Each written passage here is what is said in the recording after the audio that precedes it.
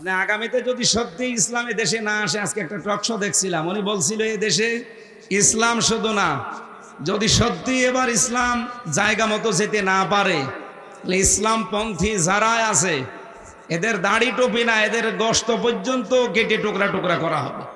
যিনি বলছিল তিনি ওই দলের, গোপন কথা উনি ফাঁস করে দিয়েছে। সুতরাং আপনারা সতর্ক থাকেন এবং সতর্ক হন। ওরা যে সমস্ত বিষয় সামনে এনে আমাদেরকে ভয় ভীতি এবং যা করতে চায় ওগুলো একটাও টিকবে না। ইন্না কায়দা শায়তানি কানা দাঈফা, শয়তানের যত চক্রান্ত সবগুলো দুর্বল না, একেবারেই দুর্বল। আল্লাহ যদি শুধু বলতেন দাঈফ, তাহলে আমরা অনেক ভয়ে থাকতাম। শয়তানের যত চক্রান্ত আছে সব শুধু দুর্বল না, একেবারেই দুর্বল। এই জন্য আমাদের শুধু দাঁড়িয়ে থাকা দরকার। আরে দেশের মানুষ এখন দাঁড়িয়ে থাকা অলরেডি শিখে ফেলেছে। অন্যায় যেখানে সেখানে দেশের মানুষ এখন দাঁড়িয়ে যাচ্ছে। অন্যায়কারী যারা দেখেন ফজর মতো তওবা করে বাঁচতেছে। আমরাও আগামীতে দেখাতে চাই আমরা যেহেতু অন্যায় করি না, অন্যায় করতে দেব না ইনশাআল্লাহ। গতকালকে একটা আলোচনা ছিল সিরাতের ওপরে, বলে যে হুজুর মিলাদ পড়েন, তো মিলাদ পড়ে আমি করব কি? মিলাদের প্রথম যে শিক্ষা, মিলাদের 27টা শিক্ষা পাওয়া যায়। 1 নাম্বার শিক্ষা হচ্ছে মানুষের হক ফিরিয়ে দাও। বিশ্বনবী নিজের মায়ের কোলে বসে হালিমাতুস সাদিয়া ডান স্তন পান করেছিলেন, বাম স্তন মুখ বের করে দিয়েছিলেন। হযরত হালিমা 3 বার তার মুখ লাগিয়েছে স্তনের সাথে, তিনি 3 বারই বের করলেন। চোখের ইশারা দিয়ে বোঝালেন, মা হালিমা জোর করেন কেন? ডান স্তন আমার হক ছিল, আমি পান করেছি। বাম স্তন এটা আমার হক না, এটা আমার দুধ ভাই আব্দুল্লাহর হক। আমি দুনিয়ায় এসেছি ভাইয়ের হক ফিরিয়ে দেওয়ার জন্য, ভাইয়ের হক নষ্ট করার জন্য না।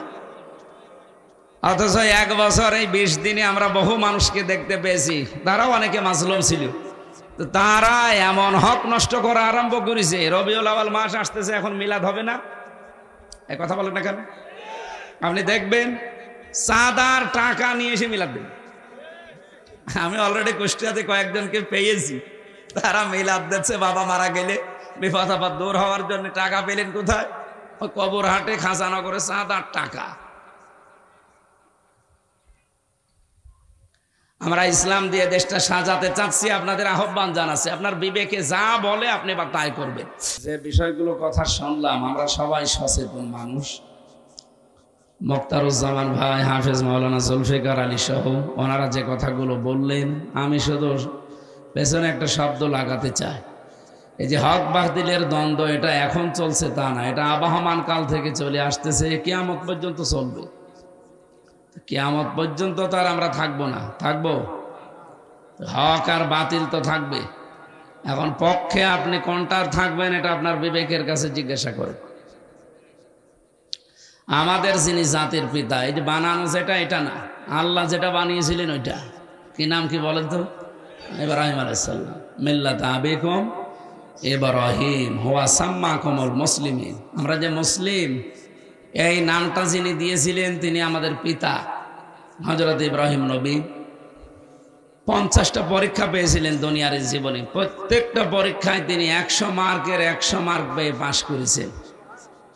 জানা আল্লাহ তাকে একটা আলাদা নাম দিয়েছেন। লক্ষাধিকের উপরে নবীর নাম আমরা শুনেছি যে পৃথিবীতে এসেছে, কোন নবীর নামে আপনি খলিল শব্দ পাবেন না।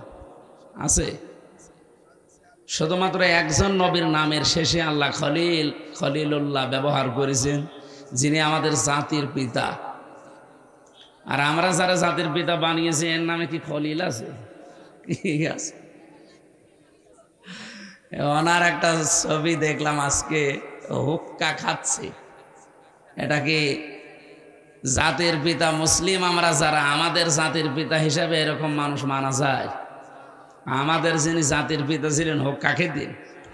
বলে কি একটা অর্থবোধক সুন্দর নাম রেখেছেন, আপনি দেখেছেন? মুসলিম, আত্মসমর্পণকারী। আজকে এখানে এই যে ঘোষক ঘোষণা দিচ্ছিল, যারা রাস্তাঘাটে দাঁড়িয়ে আছেন, অন্তত চেয়ার দেওয়া আছে, আপনারা মেহমান এসে বসেন, আপনারা কথা শোনেননি। তো এইটা তো অন্তত মুসলমানের আচরণ না। ক্বালু সামি'না ওয়া আতা'না, মুসলমানের আচরণ শুনলাম, মেনে নিলাম। আর যাদের ভেতরে মুসলমানের অন্য কিছু আছে মুসলিম বাদ দিয়ে তারা বলে ক্বালু সামি'না ওয়া আসাইনা, শুনলাম কিন্তু মেনে নিতে পারলাম না। নাউযুবিল্লাহি মিন যালিক। আমি এটা ইঙ্গিত দিলাম। এরপরও ছাগলকে যদি আপনি দোয়া কালামও পড়েন, মানুষের ক্ষেত খাওয়া বন্ধ করবে? তো ওরকম কিছু মানুষ এখানেও আছে, থাকেন, আপনাদের ওইটাও একটা সৌন্দর্য। তা আমরা ইব্রাহিম আলাইহিস সালামের কথা যে শুনছিলাম, এই জন্যে ওনার কিছু শিক্ষামূলক কথা আজকে আমরা শোনাতে চাচ্ছি। আল্লাহ রাব্বুল আলামিন বলেন, হাজ্জাহু কওমুহু, জাতির লোকেরা ইব্রাহিম আলাইহিস সালামের সাথে তার রব সম্পর্কে ঝগড়া করেছিল। তিনি বললেন, জাতির লোকেরা আমার সাথে কি ঝগড়া করছো আল্লাহ সম্পর্কে? এই কারণে ক্বালা তুহাজ্জুনি ফিল্লাহি ওয়া ক্বাদ হাদান, অথচ এই পৃথিবীতে আল্লাহ পাক আমাকে হেদায়েতের উপরে রেখেছেন। কারণ আমার কাছে সহিফা আসে, আসমানি কিতাব যতগুলো আসার কথা তার ভেতরে সহিফা অন্যতম, এগুলো আমার কাছে আসে। তা আমি তো আল্লাহর পাঠানো কিতাবের উপরে আছি, আমার সাথে তোমরা ঝগড়ায় লিপ্ত হও কোন কারণে? বলেন, এই বাংলাদেশে এখন 18 কোটির উপরে আমরা যারা আছি, যারা কিতাবের কথা বলে, যারা আসমানি কিতাবের কথা বলে, এই মানুষগুলো যে সঠিক পথে আছে, এটা কি তাদের নিজেদের কথা না আল্লাহর কথা?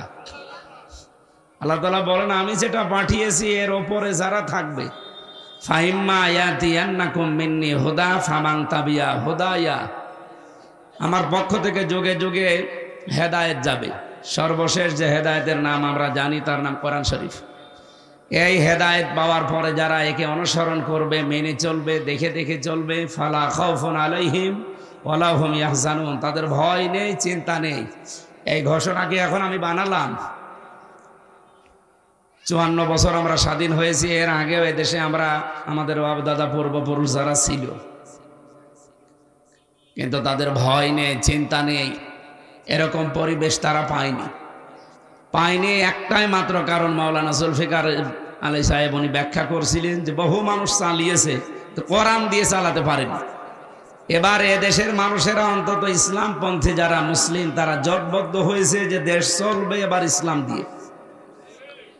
পৃথিবীর বহু মানুষের কথায় ভেজাল থাকতে পারে না, পারে না? এই যে মুক্তার ভাই বলছিলেন ফজু পাগলা, এই নামটা বলেছে নাকি আমি দিয়েছি, এই নামটা নাকি আমি ওরে দিয়েছি, নাম দিয়ে আমি ভুল করি, আসলে পাগলা। পাগলা না হলে এখন 2 হাত জোড় করে ক্ষমা চাই। আপনি এমন কথা কেন বলতে গেলেন যে কথার উপরে টিকে থাকতে পারবেন না? ওর বাড়ির নিচে এখন ছাত্র জনতা যারা, এরা যে বলছে এই ফজু নাম, মানে এরপরে আর একটা শব্দ লাগায়, আমি ওইটা নাই বললো। এই কথা শোনার পর ওই কয়েকদিনে ওই তো সন্তুষ্ট হয়ে গেছে, আর ভীত তো হবেই, কারণ এদের ভেতরে যেটা থাকার কথা ওইটা তো নেই। আল্লাহ পাক এই আয়াতের ভেতরে বললেন, ওয়ালা আখাফু মা তুশরিকুনা বিহি, আমি কেন ভয় পাবো? ওয়ালা আখাফু, আমি ভয় করি না, মা তুশরিকুনা বিহি, তোমরা যেগুলো শরিক করো, যে মূর্তি, মানুষের তৈরি করা আইন, যেগুলোকে নিয়ে তোমরা চলাফেরা করো, এগুলোর একটাকেও আমি ভয় পাই না। আমাদের জাতির পিতা যদি এ কথা বলতে পারে, আমরা তার সন্তান হিসাবে ওই কথার উপরে থাকতে পারবো না? ওরা তো জাতির পিতা হিসাবে যাকে মানে, আমি নাম নিলাম না, এই কারণে তাই এই 2-3 দিনেই ভয় পেয়ে গেছি, নয়তো তো ভয় পাওয়ার কথা ছিল না। 15.5 বছর আমরা টিকে আছি, কোনো ভয় নেই, কোনো চিন্তা নেই। আমি যে কঠিন অবস্থায় 3টা বছর পার করে আসলাম, ফাঁসির কন্ডেম সেলের ভেতরে, এক চুল পরিমাণেও আমাকে নড়াতে পারে নাই তারা। বহু অফার দিয়েছিল, বহু কঠিন কঠিন জায়গায় তারা আমাকে নিয়ে গেছে রাতের বেলা। ওই যে পুলিশ বসে আছে পেছনে, যারা দায়িত্বে থাকে ওদেরকে জিজ্ঞাসা করি, ওরা রাতের বেলা এত ভয়ঙ্কর হয়ে ওঠে, রাত 2টা-3টার সময় এসে আপনার ফাঁসির ওই কন্ডেম সেলের ভেতরে, অথবা ওরা ওই যেখানে আয়না ঘরে রাখে ওই জায়গায়, আমি তো বহুদিন ছিলাম ওখানে, রাত 2টার সময় এসে বলছে কালেমা পড়েন। কেন? আপনারা সময় নেই। আপনি বলেন তো, রাত 2টার সময় এসে যদি বলে কালেমা পড়েন, আপনারা সময় নেই। এ ফজর পাগলা হলে বলতো না যে আমি মাফও চাই, দোয়াও চাই। আমার সামনে কত মানুষ নিয়ে চলে গেছে, আর ফিরে আসেনি, ওরা আর ফিরে আসবেও না, ওদের শেষ করে দিয়েছে। আমারও কয়েকদিন এসেছিল, আল্লাহ হায়াত রেখেছে, এই জন্য ওরা কিছু করতে পারে না। আমাদের জাতির পিতা ইব্রাহিম আলাইহিস সালাম তিনি বলেছিলেন, জাতির লোকেরা, আমি ভয় করি না তোমরা যেগুলোর সাথে শরিক করো তাদেরকে, যে সমস্ত মাস্তানগুলো তোমাদের সাথে আছে, এই মূর্তিগুলো আছে, আরও যে সমস্ত বিষয়গুলো তোমরা আমাকে ভয় দেখাতে উঠে পড়ে লেগেছো, আমি একটাও ভয় করি না, কারণ রাস্তা আমি সব পার করে এসেছি। ইল্লা ইয়াশা রব্বি শায়া, আমার রব যদি কোনো ক্ষতি চাই সেটা আমি বিশ্বাস করি। ওয়াসিআ রব্বি কুল্লা শাইইন ইলমা, পৃথিবীর এমন কোন জ্ঞান আছে যেটা আল্লাহর আয়ত্তে নেই? আফালা তাতাযাক্কারুন, এরপরেও কি জাতের লোকেরা শিক্ষা নেবে না? এ পর্যন্ত বলে তিনি শেষ করেননি। এইবার আমার বাংলাদেশ সম্পর্কে কথা। আল্লাহ রাব্বুল আলামিন বলেন, ওই সময় হযরত ইব্রাহিম আলাইহিস সালাম ঝাড়া দিয়ে দাঁড়িয়ে তিনি বলেছিলেন, ওয়া কাইফা আখাফু মা আশরাকতুম ওয়ালা তাখাফুনা আন্নাকুম আশরাকতুম বিল্লাহ, আমি কেন ভয় করব? আজ বাংলাদেশে আমরা মানুষের তৈরি করা আইন যারা কায়েম করতে চায়, ভয়ে তো থাকার কথা তাদের, কারণ তাদের কোনো দলিল নেই, তাদের নিরাপত্তার কোনো গ্যারান্টি নেই। কিন্তু আমরা যারা আল্লাহর আইন এ দেশে কায়েম করতে চাই, আমাদের একমাত্র ভরসা একটা স্থল আছে, নাম কি? সবাই বলেন তো, নাম কি? আমরা মুসলিম যারা, তারা আল্লাহর নাম বলছি, অন্য ধর্মে যারা আছে তারা তাদের দেবতার নাম বলুক, তারাও তো তাদের ওই দেবতার উপরে বিশ্বাস করে, ঈমান আনে। সুতরাং আমরা এদেশে যারা সত্যিই মন থেকে রবের বিধান কায়েম করতে চায়, মানবতার সাথে থাকতে চায়, আপনারা আজ যত বানানো কথা বলবেন এই ফজু পাগলার মতো, তত পচবেন। আর বাস্তবতা, এখন তার আগস্টের 5 তারিখের আগে বাংলাদেশ নেই। 1 বছর 20-21 দিন পার হয়ে গেল এ দেশটা স্বাধীন হওয়া দ্বিতীয়বার। এর ভেতরে ইসলামপন্থী মানুষদের চরিত্র কি অলরেডি এ দেশের মানুষ এখন দেখে ফেলেছে। আপনি বলেন, এই দেশে যারা সত্যি ইসলাম মেনে চলে, 1 বছর 20 দিনে তাদের একটা চাঁদাবাজির মামলা হয়েছে? বলেন বলেন। ছিনতাইয়ের মামলা হয়েছে? জমি দখল করার মামলা হয়েছে? কিন্তু বাকি যারা আল্লাহর আইনের বিরুদ্ধে, ওদের যত দোষ আপনি তালিকা করলে পৃষ্ঠা শেষ হয়ে যাবে। এই জন্য আমি তো শুধু এই জেলায় না, সারা বাংলাদেশ সহ বিশ্বের বহু জায়গায় ঘুরছি, আমি দেখতে পাচ্ছি এখন একটা আওয়াজ অলরেডি উঠেছে। এতদিন যারা এই তহমত লাগিয়েছিলেন যে হুজুরই এক হয় না, আমরা যাবো কার পেছনে, এখন তো এক হয়েছে, এখন তো আর ফতোয়া দিতে পারবেন না। কিছু হুজুর যারা এখনো আসে না, ওগুলো হুজুর না, ওগুলো খেজুর, আসলেও খেজুর। আপনি বলেন, এই বাস্তবতায় তারা যদি না আসে, তাদেরকে হুজুর বলবেন কোন কারণে? এখন ঈমান আর ইসলাম রক্ষার সামনে একটা বিশাল জিহাদ আসতেছে। আমরা বদর উহুদ দেখিনি, কিন্তু বাস্তবে সামনে ভোট যুদ্ধের মাধ্যমে বদর উহুদ দেখতে পাবেন। আপনি আগামীতে যদি সত্যি ইসলামী দেশে না আসে, আজকে একটা টকশো দেখছিলাম, উনি বলছিল এই দেশে ইসলাম শুধু না, যদি সত্যি এবার ইসলাম জায়গা মতো যেতে না পারে, ইসলামপন্থী যারা আছে এদের দাড়ি টুপি না, এদের গোশত পর্যন্ত কেটে টুকরা টুকরা করা হবে।